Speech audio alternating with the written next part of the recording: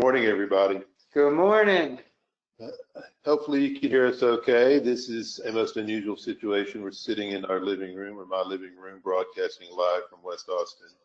Never in my 33 years of practicing law did I think I would be under house arrest, so to speak, by our local government for my own good, broadcasting. But be that as it may, this is where we and everybody else are at. Today we're going to cover COVID-19 and Texas workers' compensation. We encourage questions. This stuff is rapidly changing every day. It seems like there's new information coming out. There's a lot of misinformation. So hopefully you'll walk away today with more information, be better armed to do your job. It's a serious business. Normally we have a lot of humor involved. We've kind of scaled back that on a little bit. But right before we got started, I was joking that we needed to have a theme song, and we had someone pop in and say, "Don't stand so close to me." It's a winner. That's police, isn't it? Yes. I think that would be our theme song. So COVID-19, its impact on Texas workers' compensation. Shall we dive into it? Yes, please. Let's see here. There you go. Okay. So everybody keep calm. This is everybody's first pandemic. I don't think I've been around anybody that's been in a pandemic before. Have you, Joe? No, I studied history in college and studied the plague, and that's about the last one that I would call a pandemic. Spanish flu is a pandemic, although to my understanding it wasn't Spanish. It started in Iowa or Kansas or somewhere in the Midwestern United States.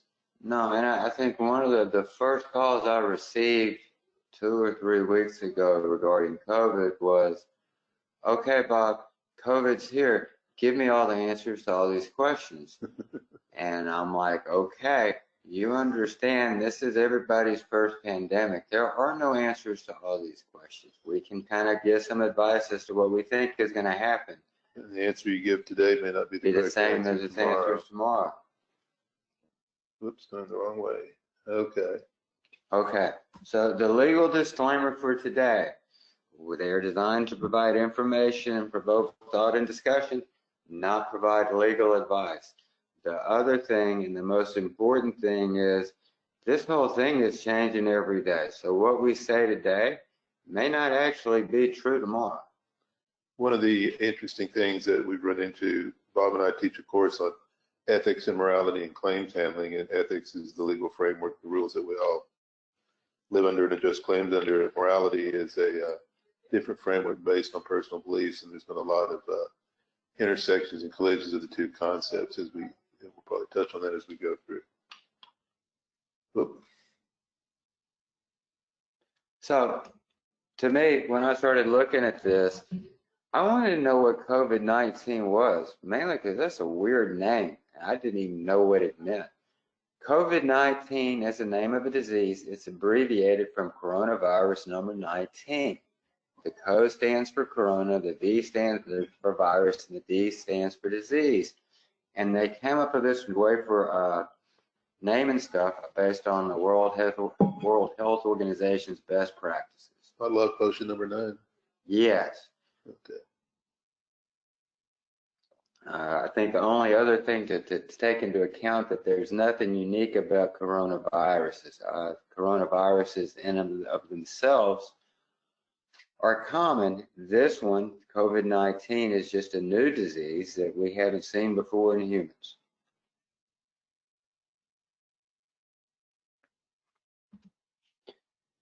It's thought to be spread mainly from person to person, mainly through respiratory droplets produced when an infected person coughs or sneezes. The droplets land in the mouths or noses of the people who are nearby, possibly being inhaled into the lungs. Spread is more likely when people are in close contact, and the magic number of feet we're being told is 6 feet. It seems to be spreading easily and sustainably in the community. Community spread in many geographic areas. That means the people that have been infected with the virus spread it to others, including some people who are not sure that they're infected. All this information has been given to us by the CDC. I saw a deal with the publication. They were showing you how to gauge 6 feet if you didn't know how to do that. One of the ones was Captain Kirk shooting his phaser at a horta, which is a blob of silicon that eats rock, and I quit. It's also the depth of a grave, which is a certain irony to that, I suppose. But it's 6 feet. That's what the CDC says is the guideline, right? Yes. I've had some private healthcare providers tell me it needs to be greater, but I've had the news tell me I need to be in the next town or something. It's just said that, yes. So I'm sticking with the CDC. They're the experts right now. okay, here we go. Okay. Now, as I understand it, based on what the CDC has said, is the COVID or coronaviruses are not unique. They're spread around. The thing about COVID-19 is that it impacts some specific groups of people. And here are the groups of people that are at high risk for severe illnesses.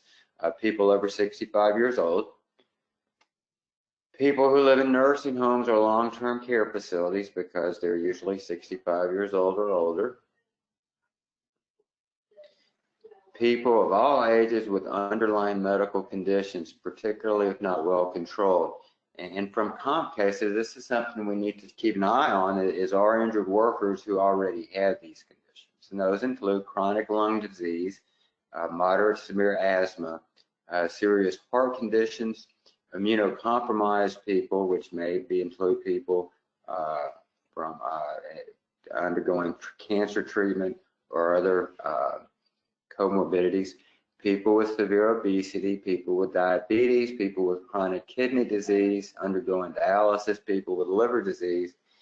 And the CDC says people who are pregnant should be monitored daily, or not daily, but routinely. Do you know anybody that's got this disease? No, I don't. I know 2 people that got it. The first was a woman who was 25 and was living in New York and flew back home to Austin for spring break, and was savvy enough to know that when she was on the plane, she didn't feel well, so she went straight home and quarantined herself and got tested. It tested positive, so she has spent the last 3 weeks. For her, it was, she said, like a mild cold. The flu wasn't that big of a deal. Her mother got it. He was 50.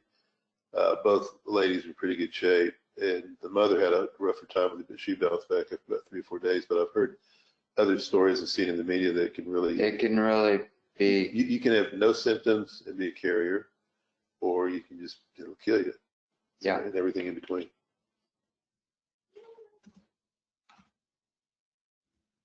People who are pregnant should be monitored, since you're at risk to severe viral illness, but it really hasn't had it.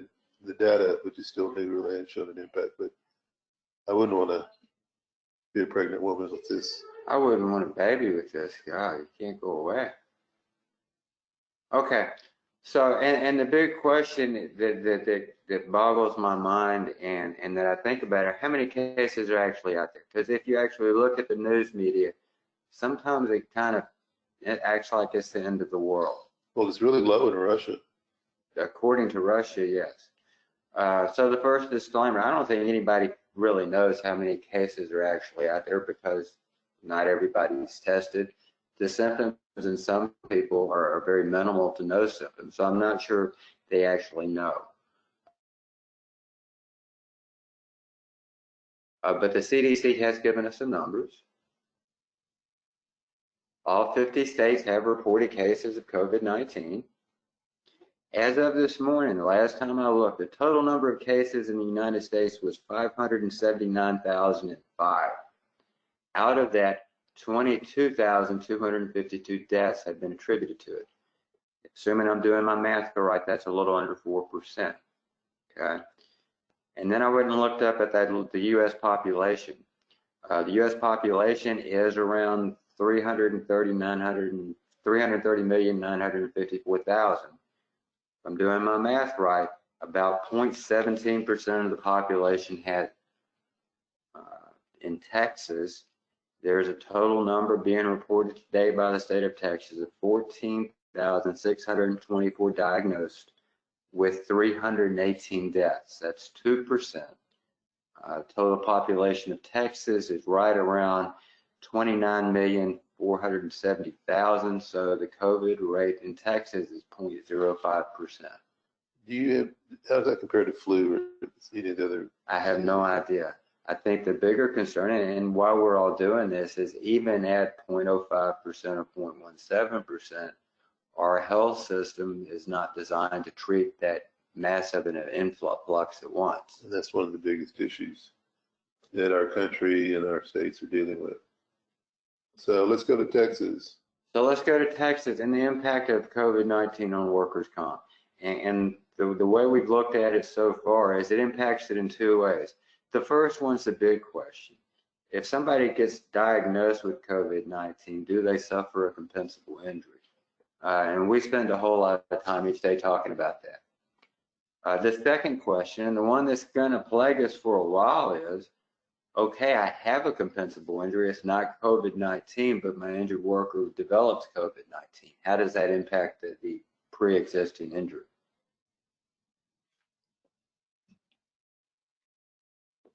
So the big question, can COVID-19 be a compensable injury? What do you think, Joe? Well, if it's furthering the interests of the employer and it arises out of an occupational disease that they're at a greater risk than the ordinary public, it should be compensable. That's the big issue. Is it an ordinary disease of life or is it an occupational disease? No, and from the very beginning of this, I had just made me feel better about my fellow man. I have not had any questions saying, Bob, I want to deny all COVID-19 claims. All my questions have been, we want to help these people. Our question is this something that's supposed to be covered under comp? Right. And if you're out in the audience and have questions, want to jump in with questions, feel free to. So here's the law part. Yay. Under the Workers' Compensation Act, you owe workers' comp for an injury. And the definition of injury includes an occupational disease. So the question that we've all been going round and round about over the last 3 or 4 weeks is, what is an occupational disease? And the Workers' Comp Act has a definition. It's defined as a disease arising out of and in the course and scope of employment that causes damage or harm to the physical structure of the body, including a repetitive trauma injury. The term includes a direct disease or infection that naturally results from the work-related disease. And then it has this sentence: the term does not include an ordinary disease of life to which the public is exposed outside of employment, unless that disease is an incident to a compensable injury or occupational disease. Is asbestosis an occupational disease? Yes. Something that the ordinary public worries about getting? How do you get the ordinary public generally didn't get asbestosis. Right. And silicosis? Same with silicosis. Right. So this is the rub in analyzing and making a determination about compensability. So we do have a couple of questions here if we want to banter. So what about fire department who are responding to sick citizens? We're going to talk about that. We're going to get there. Perfect.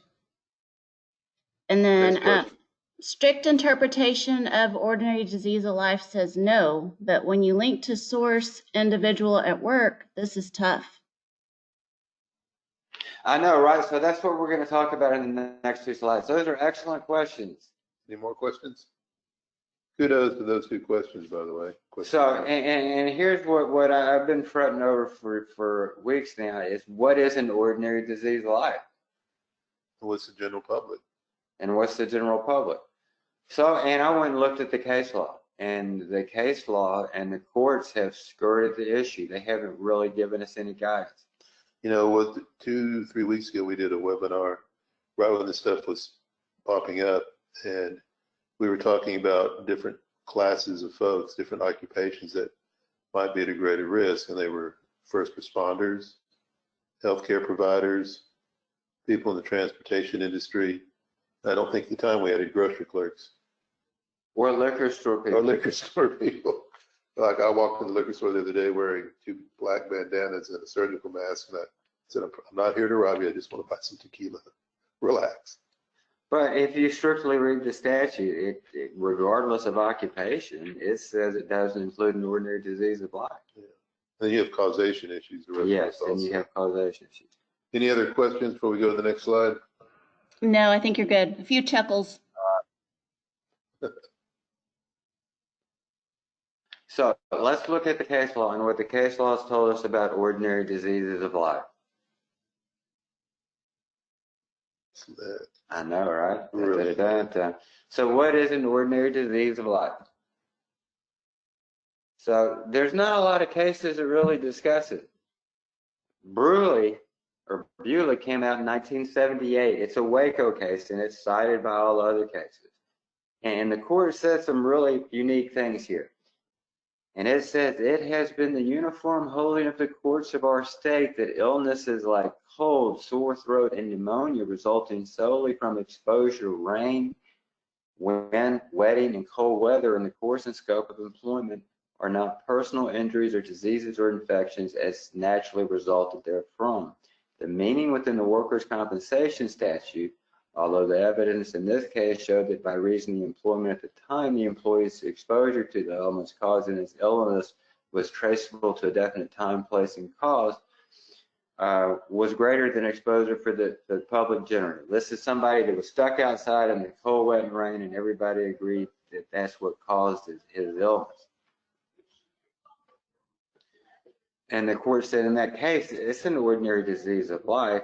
And then it went on to distinguish other cases where recovery for pneumonia, tuberculosis, and other respiratory diseases which follow as a result of a sudden or accidental inhalation were of heavy volumes and concentrations of noxious gases, dust, metals, and other substances that cause damage to the lungs that you get from work, like the asbestosis. And then it concludes, it is a matter of rather common knowledge that cold, influenza, and pneumonia are the result of bacteria, a common parlance germs attacking the body. The germs appear and cause epidemics in cities, towns, and countries. It's also a matter of rather common knowledge that many such germs appear to be in the very atmosphere surrounding us at all times, and every person that is exposed to them without being conscious of the fact. Does that answer our question? I don't know. So is coronavirus a germ to which everybody is exposed to that causes epidemics in cities, towns, and counties? Yes. Well, does that make it an ordinary disease of life? Well, that's what we're trying to figure out. So let's go to the next case. Hey, if anyone in the audience has figured this out, just let us know. We can pack up, go sit outside. It's really pretty. Okay, so the next case is Schaefer.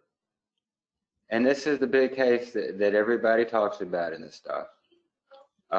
This is a Supreme Court case from 1980. Schaefer was a plumber in Nueces County, and he developed an atypical form of tuberculosis that I'm not going to try to pronounce. His job required him to crawl under houses, including working in soil contaminated with feces of birds, sheep, goats. His employer also raised birds commercially, and he had a shed attached to the back of a plumbing shop to which Schaefer was exposed. The court first addressed the fact that this weird atypical tuberculosis was a strange disease, and basically said, listen, the fact that it's a strange disease does not make it an ordinary disease of life. People are exposed to it out of employment. Okay. Then it goes on to say it has not been shown to be indigenous to Schaefer's work or present in an increased degree at work. And then it states ordinary diseases of life are compensable only when incident to an occupational disease or injury.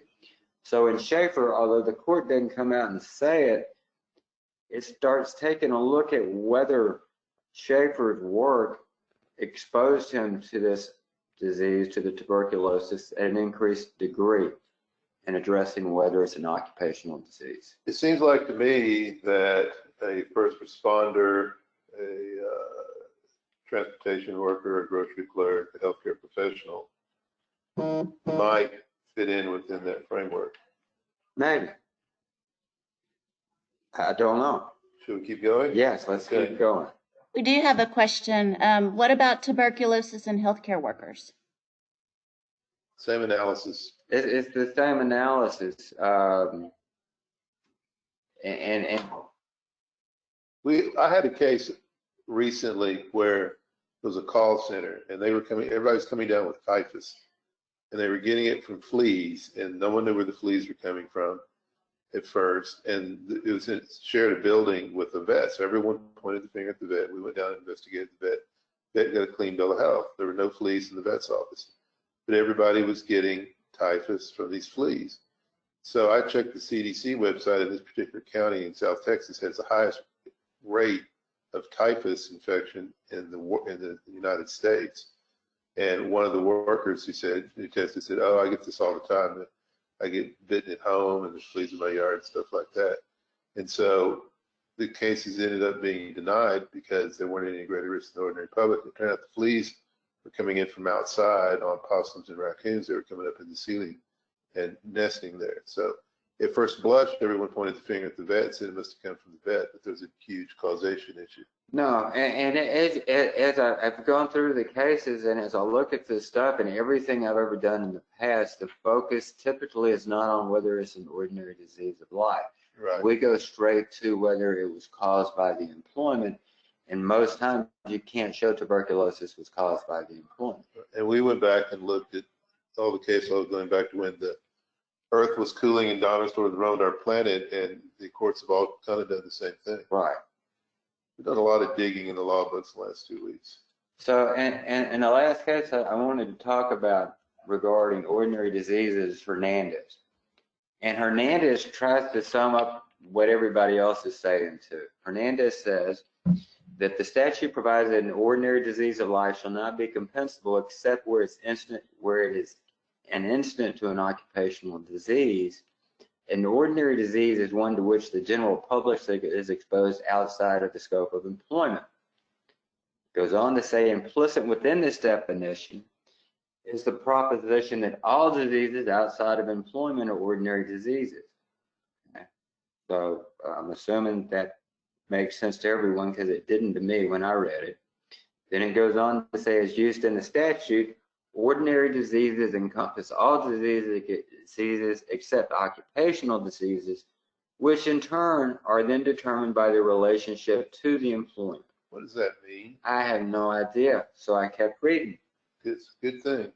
It says the analysis reveals the term of ordinary disease of life to be a term of art. Here is a buzzword. Whenever you hear a court say something is a term of art, it means it doesn't mean what you think it means. Okay? It's a term of art having a meaning distinct from the common meaning of the words. As such, it is not useful for a witness to opine that an affliction is an ordinary disease. The test of whether a disease is compensable under workers' compensation is if there exists a causal connection, either direct or indirect, between the disease and the employment. This result is consistent with the language of the provision that reveals a legislative intent to require probative evidence of either a direct or indirect causal connection between the employment and the disease.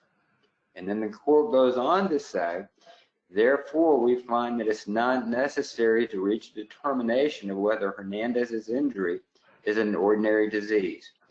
Rather, the test is whether there is evidence, either direct or indirect, of a causal connection between her disease and her employment sufficient to withstand a directed verdict motion.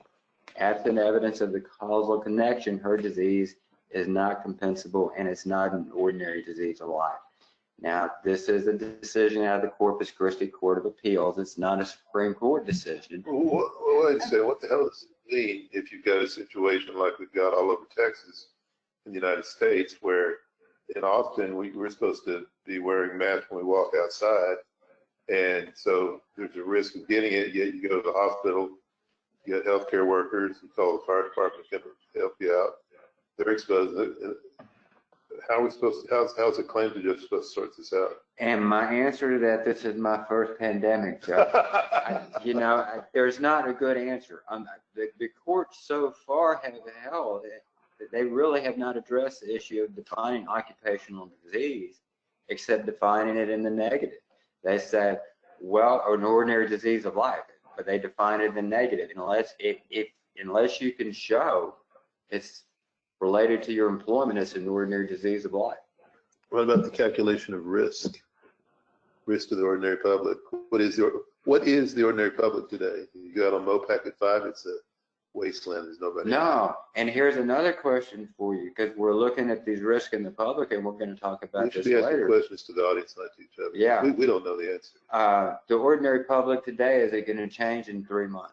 Hopefully. So when we're no longer stuck under house arrest and the whole public is out in the streets, does that change the risk of employees? If everyone is following the rules and the dictates from the governor and the various mayors, county courts and so forth, and you've got our first responders, our healthcare professionals, our grocery clerks, are they encountering more people that are infected than, say, you or I are?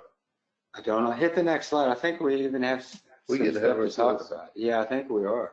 Okay, and I do have a few questions whenever y'all have a moment. Let's do it. Okay, so going back to the tuberculosis question that came in, I lost it, hold on. What if they're exposed because they're treating somebody, so it's an actual exposure to the patient? Does that change anything? So if we're going to talk about tuberculosis, you're going to have to show tuberculosis can possibly be compensable, at least under the existing case law.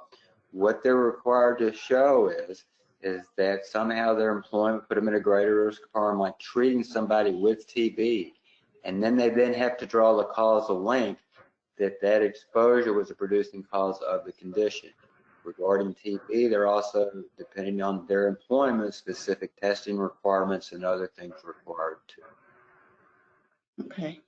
That's a long-winded, accurate maybe. Got it. And I think you might have covered this one. This person says, it seems to me that an ordinary disease of life would be something that we all have the same chances of getting in the normal scope of our lives, not just work. Because COVID-19 is not a normal disease in our everyday lives, perhaps that kicks it up a notch. Just like FMLA does not cover colds, but might cover the flu. So any thoughts on that? Yeah, I think under the court's decision in Schaefer, it's not whether or not the disease is unique, because Schaefer held this really weird form of TB was an ordinary disease of life because you can be exposed to it by the general public. I had a case about 20 years ago where I can't remember what the disease was, but it was super rare. And this gentleman that worked at a ranch had it, and we were kind of puzzled as to how he got it. And he was a ranch foreman. And so we started the investigation, and we discovered that this disease was prevalent in hogs. Well, he also guided pig hunts and for his the owner of the ranch and his friends, and he also cleaned the hogs. And we figured out, in all likelihood, he probably got it from cleaning hogs. So we just said he was at greater risk than the ordinary public. I'm not sure every man on this or woman on the street knows how to clean a pig or does clean pigs. Right. So we paid the claim. And we're in a unique situation now because the case law and the stuff we rely on to give legal opinions, they're all based on very rare cases where things happen. There are no court decisions addressing pandemics. No. So it could change the way they analyze the situation. Any other questions? Aren't emergency responders currently at greater risk than the general public? I know, right? That's a great question. We're going to talk about. We're working our way through that. Working our way to that. And then, how is this going to ding HIPAA in the case of a claimant who is a doctor who treated a COVID positive patient? Are they responsible for identifying that source patient? That's an excellent question. That's an excellent question. Typically, HIPAA doesn't apply within the parameters of workers' comp, and they can, because the workers' comp file is confidential, they can probably identify the patient in terms of causation. I think they have sticky one, specific reporting requirements regarding communicable diseases, but no, Right. they cannot be relieving the identity of the person. Yeah, see, the federal law, which I'm not familiar with, may trump the state law on that. Good question. We'll have to get back to you on that one. All right. Okay, ordinary. Okay. Thoughts on ordinary diseases of life. First of all, there is no good legal definition of it. Okay.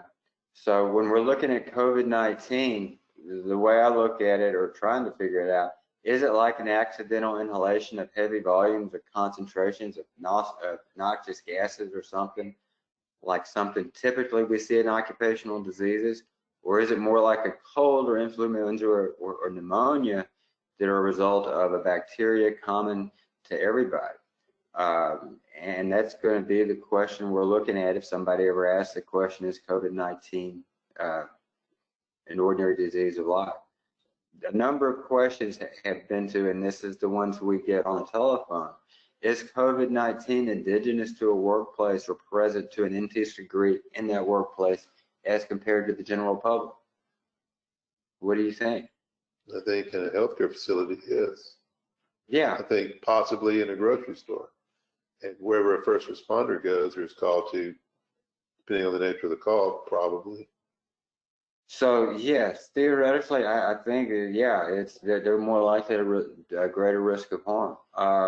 OSHA recently changed its reporting standards and are requiring employers in certain fields, including first responders, healthcare workers, and prisons, to investigate and determine whether COVID-19 diagnosis are reportable injuries. And they also determined it was an occupational disease. Yes, or they said it could be. They were kind of wiggly. If it's more likely than not that the employee was exposed and infected at work. So at least OSHA is looking at the incredible. Go ahead, go down.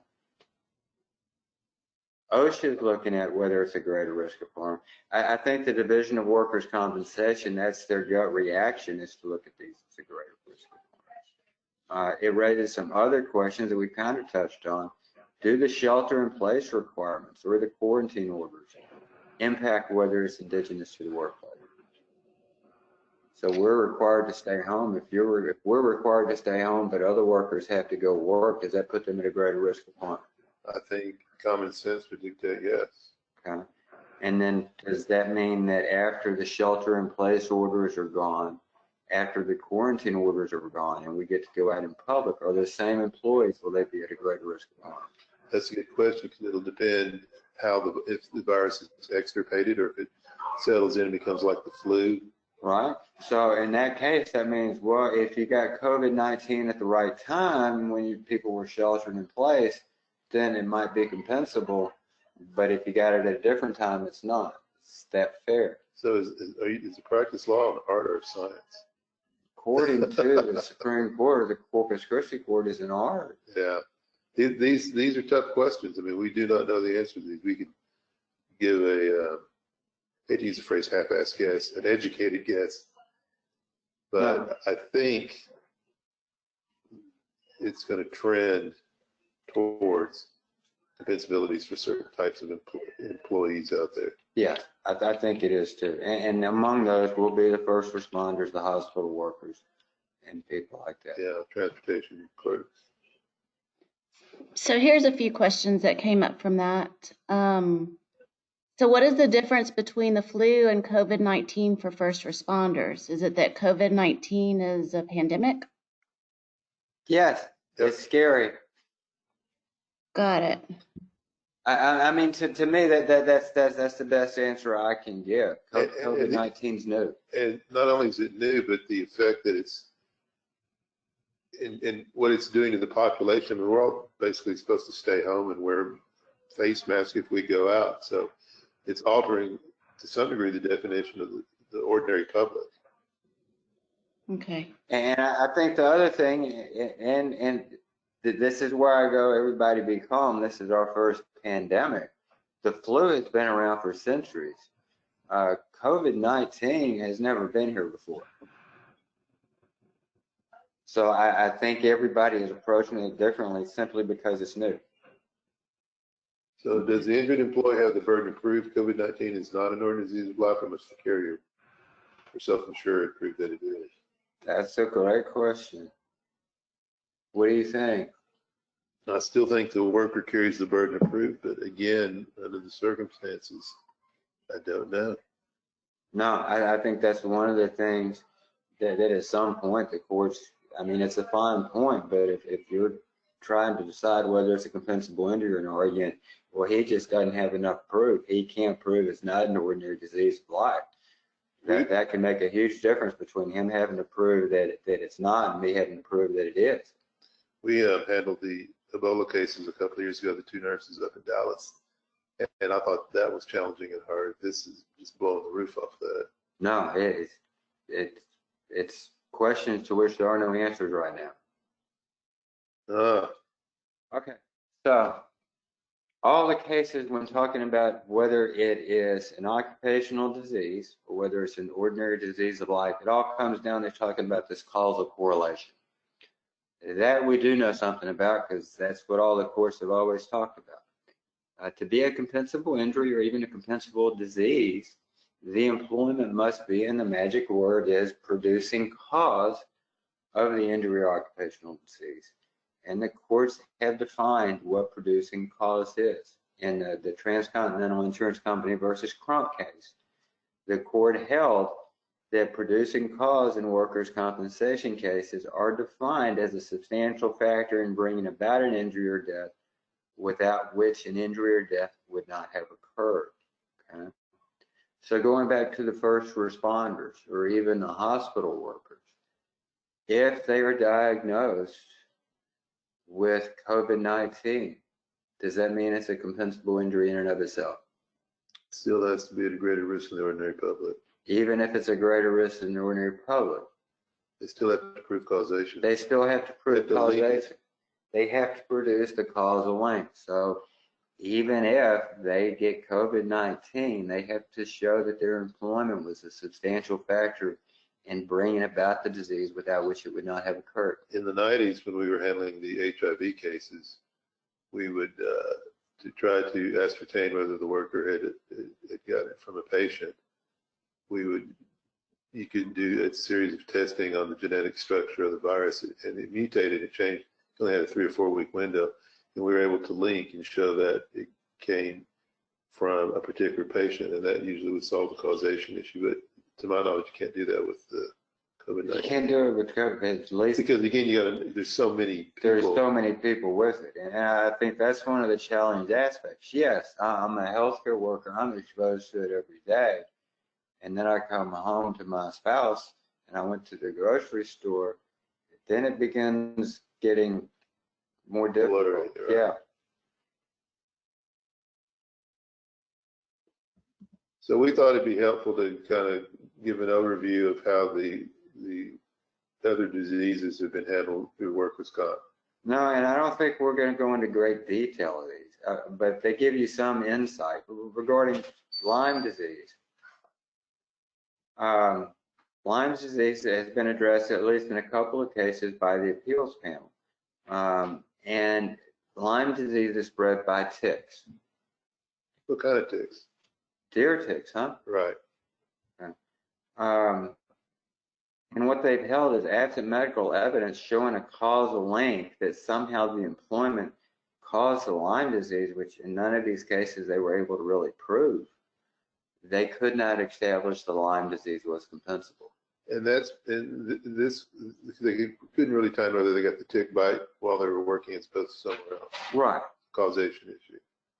The other one, when I think of pandemics or diseases and how to handle them, I usually go back to how we usually handle AIDS and HIV cases, because theoretically it's sort of similar. HIV and AIDS came about in my lifetime, so it's relatively new. Right. It was scary when it came out. Everybody was wigging about it. Not so much anymore, but it was. It just wasn't as widespread as COVID-19. And you have this one appeal here, 95647, The claimant alleged he contracted work-related HIV when he pierced his finger with a needle in order to obtain blood from a patient already suffering from AIDS. The hearing officer's decision that the needle piercing incident at work did not cause the claimant to contract HIV was affirmed by the appeals panel. In that case, there was no expert medical evidence that that patient from which the blood came suffered from HIV, and that's where this HIV came from. So isn't it a tough burden for a first responder or healthcare provider to link it to a particular patient because there's so many? It's a terrible burden, and if you're a first responder or even a healthcare provider, you could be treating a patient that actually gave you the disease that you didn't know about because they may not have been symptomatic. Right. Hepatitis. 94103, it upheld a hearing officer's decision that the claimant failed to prove any causal connection between hepatitis C and his employment. The expert medical evidence just showed that the claimant tested positive for the hepatitis antibody, and that his job with the city was with the statement with the treating doctor that it was certainly possible that his job was related or that the job caused it. Saying something's possible does not mean it's medically probable. Right. And that's what they have to prove. Somehow they were exposed to hepatitis at work, and in all reasonable medical probability, that exposure caused the current hepatitis. I was Zooming with a couple of doctors 2 Fridays ago and discussing a fact pattern for an individual who was in the transportation industry and assisted a lady into a wheelchair who was ill. She was coughing and so forth, had the obvious signs. She was elderly, and she tested positive. And then the worker tested positive, and there were several other people on the airplane that tested positive. And so everyone was assuming that she must have gotten it there. And so the doctors were like, I mean, everyone that I ran the fact pattern, I said it seems more likely than not. But when I asked the docs if they could tie it in medically, they hesitated. And I think that's going to be the biggest point, is that the standards remain the same right now for workers because of the nature of the disease. Yes. It's going to be real difficult. We do have some questions. Do y'all want to keep going with tuberculosis or take No, let's do questions. Okay. Going back to some of the first responder stuff, what do we do if a first responder does not have a known source? What does that do to the claim? If they don't have a known source for the COVID-19, if they can't trace it to a work-related source, I don't think they can show it's a compensable injury. Okay. Yeah, they've got, it's like they need to show that they were exposed at work. And it's not a cruel or a harsh statement that is being made. I think we all like our first responders. We all want to help our first responders. The question becomes, is workers' compensation coverage how we do that? And I think the way the law exists right now today, the answer is unless you can show somehow there's some exposure at work, it's pretty clear it's not. Yeah. Okay. Next slide. Yeah. Oh, another question. Do you have another question? Let's see. These are kind of comments. So it's compensable if an employee contracts COVID-19 and it is believed it was due to exposure, close contact with COVID-19 positive coworker. So what if it's a coworker?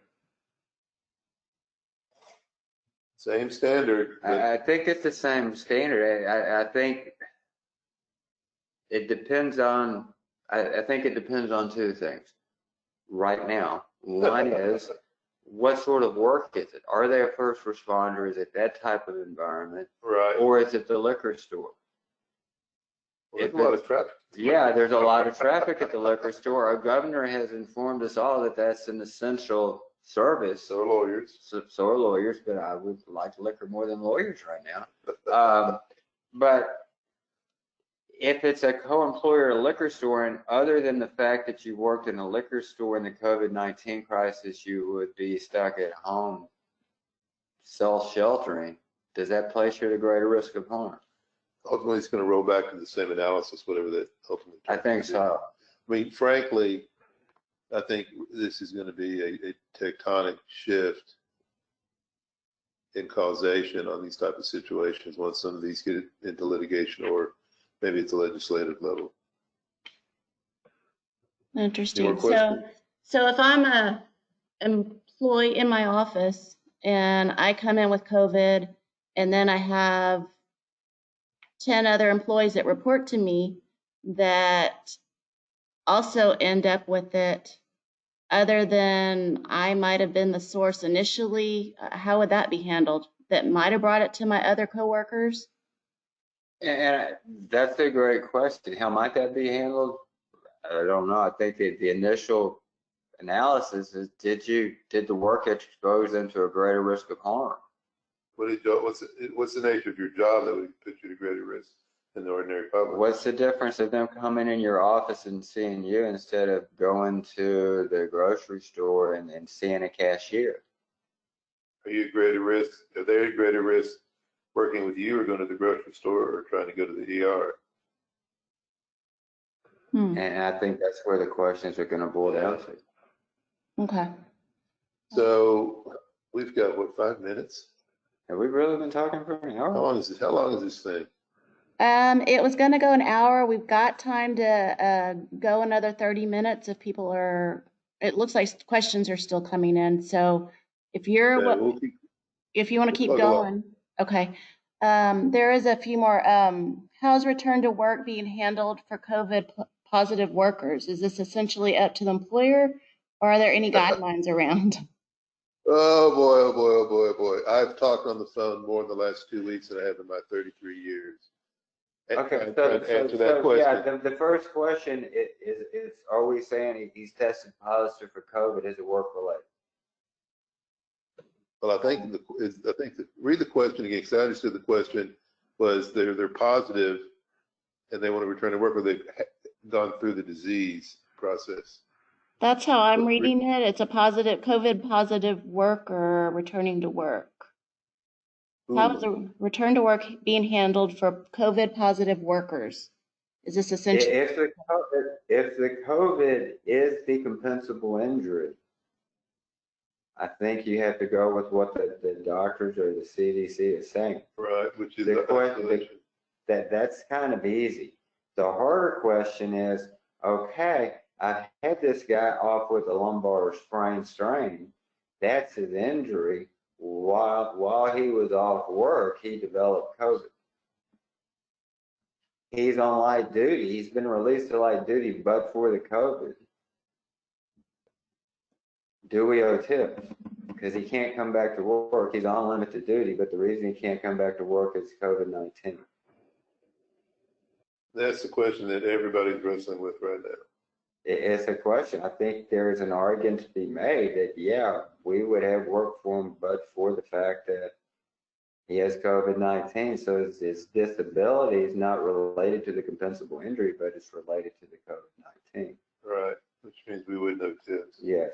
The other question we've come up with, and I haven't had as many this week as I did last week, was, okay, we've had an injured worker. He's been back working limited duty. He's been earning his pre-injury wage, but now we're furloughing our entire employees because of COVID-19. Is he entitled to tips now that he's been furloughed? Yet another question that's difficult to answer. No, it is, and I think it depends on each fact. But if it's part of a system-wide reduction in force, I think you can argue that the inability to earn the pre-injury wage is not related to the compensable injury, but it's related to the system-wide furlough. And we've seen in the first week or two of this, there was I won't say a general consensus, but a lot of insureds we work with were trying to give the workers the benefit of the doubt and make sure they were covered. But as the economy kind of comes to a grinding halt, they have to take a harder look at it. Yeah. Especially with the CARES Act in place. So this is a very unique time for us folks. Investigating a claim. Wear a face mask. Wear a face mask. Yeah, let's just kind of blow through this slide kind of quick, Joe. So, in investigating any claim, especially this one, the prompter the injury is reported both to the employer and the carrier is essential, because the longer you wait, the harder it's going to be to figure this stuff out. The other thing you're going to have to know in investigating any occupational disease claim, you have to understand the nature of the employee's job, and where the alleged exposure occurred, whether there has been a positive test for COVID-19, whether the employee's job placed the injured employee at a greater risk of harm for contracting the disease than the general public, when the injured worker became symptomatic, when the injured worker reported the condition as work-related to the employer. Those are all keys in the investigation. And the employee doesn't have to lose any time. No, he doesn't. And the employer has 8 days from the diagnosis to report the claim.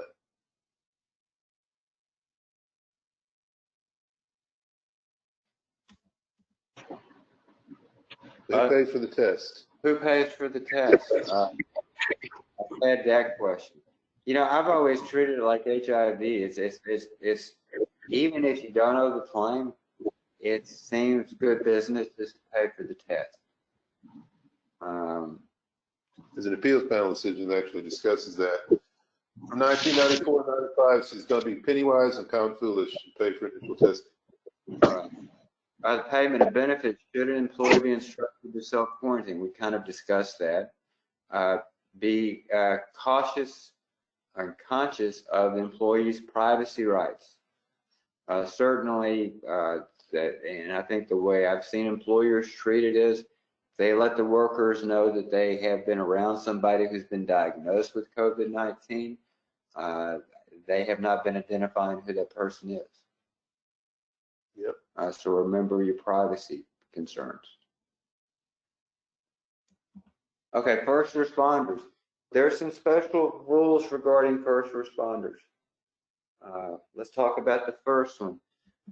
The first one is a great rule that has been suspended by the governor as of April the 10th, 2020. So the rule was initially in place up until April the 10th. It applies to all law enforcement officers, firefighters, emergency medical employees, paramedics, and correctional officers. And essentially, what the rule did was, if you suffered an occupational exposure for a reportable disease, and if you went to the Texas Department of Health rules, it listed novel coronaviruses as a reportable disease, then the employee was required to be tested within 10 days of the exposure and provide a sworn affidavit to the employer describing the exposure.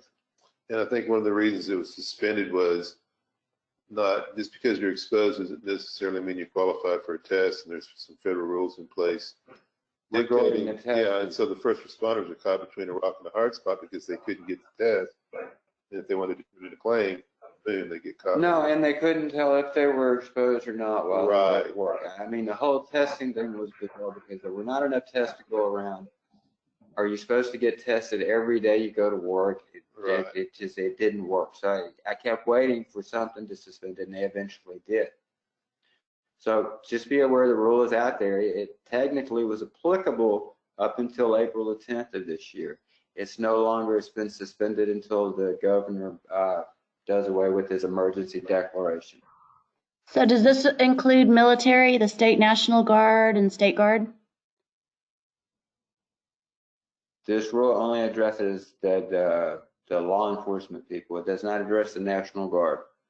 And I'll be honest, you got me stumped on that one because that I haven't had a question on. Yeah. We don't know. Portable diseases. Okay. Novel coronavirus. This is what got suspended. And reportable diseases are communicable diseases, the Health and Safety Code. I go backwards. Okay, so here's another part of the Texas government code that I don't have an answer for you, but you need to be aware is out there.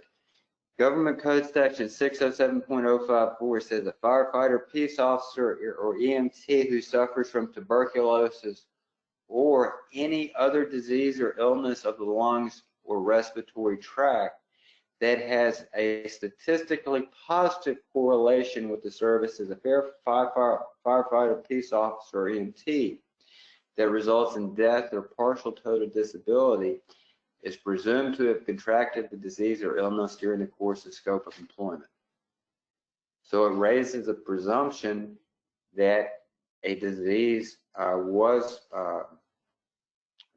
in the course and scope of employment if that disease was any other disease, illness of the lungs or respiratory tract. So the next question is? So the next question is, well, I had two questions. The first one, is COVID-19 a disease or illness of the lungs or respiratory tract? So I went and hit the medical books and Googled WebMD. Dr. Graves, what did you find out? It says COVID moves down the respiratory tract and the lungs may become inflamed. It can result in pneumonia, acute respiratory distress syndrome. Is it a respiratory illness though? Don't know. I mean, certainly pneumonia is and ARDS is, but is COVID-19? Where'd you go to medical school? WebMD. I don't know. The other question, and this is the bigger question, it's the last one on the slide, Jeff. In order for this presumption to apply, there has to be a statistically positive correlation with the service and the disease. Are there any statistics showing a positive correlation with the service in COVID-19? I have one client that's a medical care provider that's looking into that at my request because we're trying to determine the risk factor within their community, their service community, versus what they're seeing in their place of business. They're going to get those numbers. And then my other question was this: since we're looking at statistics, do we compare the employment with COVID-19, or do we compare employment with the end result, the pneumonia or the ARDS? That's a good question. You know what Mark Twain said? The statistics, damn statistics, and lies. So, and I don't think there's a good answer to this at this time, but I think it's going to rear its head at some point. Yeah. Do we have any questions? No new ones right now. Okay. Okay. So we'll cover very briefly the impact of COVID-19 on pre-existing or other compensable injuries. We talked about that. The first one is, do you owe TIBs after employees laid off as part of reduction in force? And we've kind of covered that. It just boils down to strictly the definition of disability. You're going to need to make the determinations on a case-by-case basis. Need to take into account what the evidence is going to show. So a full understanding of what the guy was doing at the time there was a reduction in force and the basis for the reduction in force.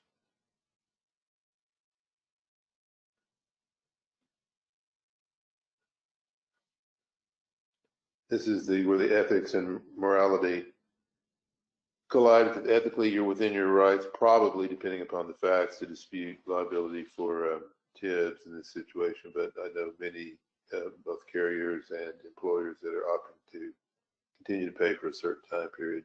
No, and the question becomes, what's that time period? And then what's your justification for stopping if you decide you're going to stop? Right.